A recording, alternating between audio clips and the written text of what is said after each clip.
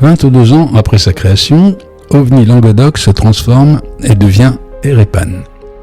Ce nouveau nom apportera une visibilité accrue et une nouvelle portée géographique. EREPAN se tourne ainsi vers le progrès, l'innovation et l'ouverture. Mais quelle est la signification de cet acronyme ?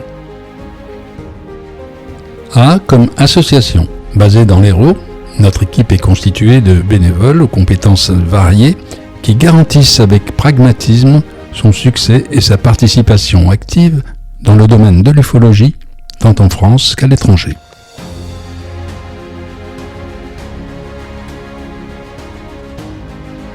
I comme information. Logosphère, notre magazine associatif, propose articles, récits et réflexions. Nos rencontres bimestrielles et une rencontre ufologique annuelle à Pérols sont des espaces d'échange pour conférenciers, témoins ou simples curieux, où chacun a l'occasion de partager son expérience, ses connaissances et ses interrogations. N'oublions pas notre dossier de presse, notre site internet, notre page Facebook et notre chaîne YouTube pour un suivi de nos rendez-vous et de nos activités. R comme recherche. Elle repose sur l'analyse de nos enquêtes, nos tables rondes, nos réunions et des exposés de conférenciers, membres ou invités. Notre veille sur l'actualité s'appuie sur la consultation d'ouvrages ufologiques et scientifiques. Quant à l'intelligence artificielle et aux nouvelles technologies, ce sont des supports incontournables. E comme enquête. Notre travail d'enquête nécessite une écoute attentive du témoin et des constatations méticuleuses. Les investigations qui suivent peuvent s'étendre sur plusieurs mois ou plusieurs années et impliquer la consultation de divers organismes publics ou privés afin de recouper les informations et établir une approche objective.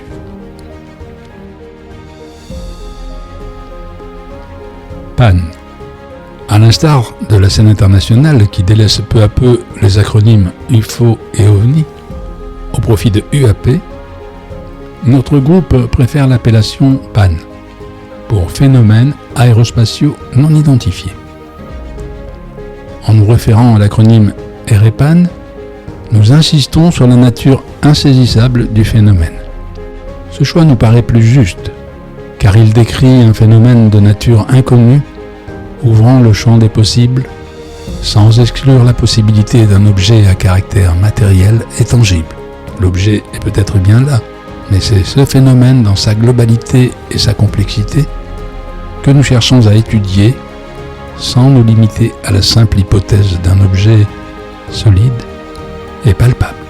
Les activités d'EREPAN, enquête et information.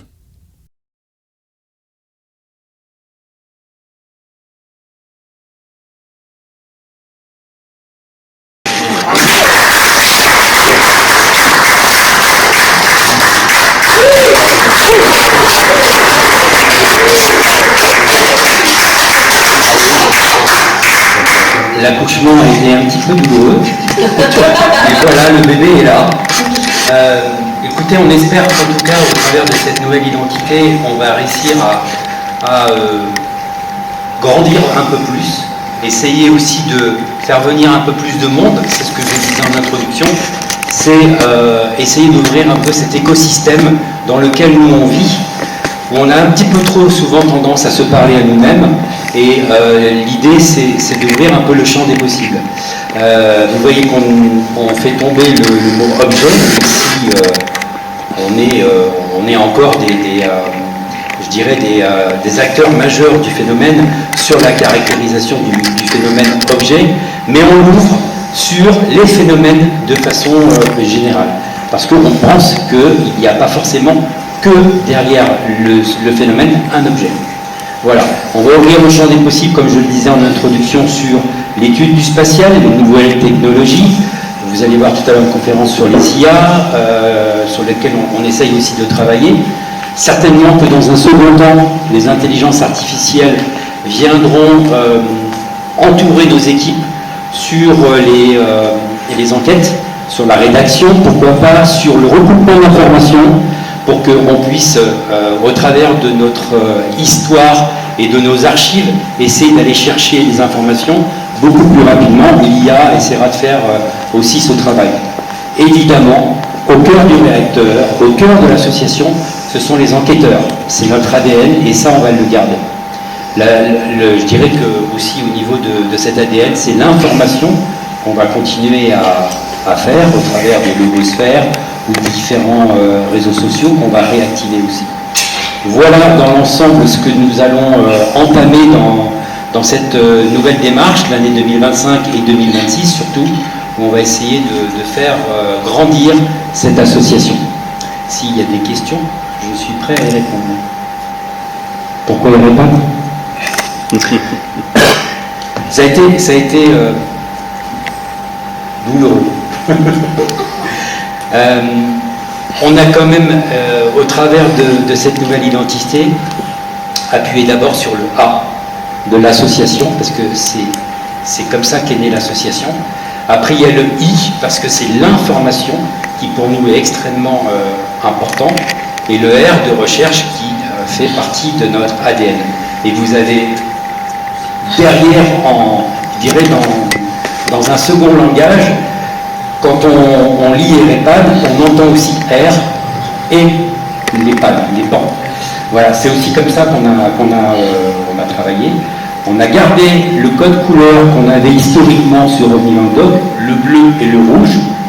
Le rouge est devenu le E de enquête avec ces 3 barres qui symbolisent le phénomène. Et les pannes qu'on vient d'expliquer, ces fameux phénomènes aérospatiaux non identifiés, qui sont la nouvelle norme qu'on entend un petit peu partout. Voilà comment est né EREPAN. Avez-vous des questions? Est-ce qu'il vous plaît ce goût ou pas? Oui. Bon. Vous avez débattu sur l'annonce sur combien de mois? 6 mois. Ça a été délicat. J'ai fait plusieurs propositions créatives. Je crois qu'il y en avait une dizaine. Et puis par recoupement, par aussi vote, on a fini par arrêter EREPAN. Certains voulaient qu'on l'appelle R et PAN, mais les PAN c'était trop connoté GEPAN. Donc on a préféré les PAN pour phénomènes aérospatiaux non identifiés, dans lequel on va pouvoir ouvrir notre champ des possibles.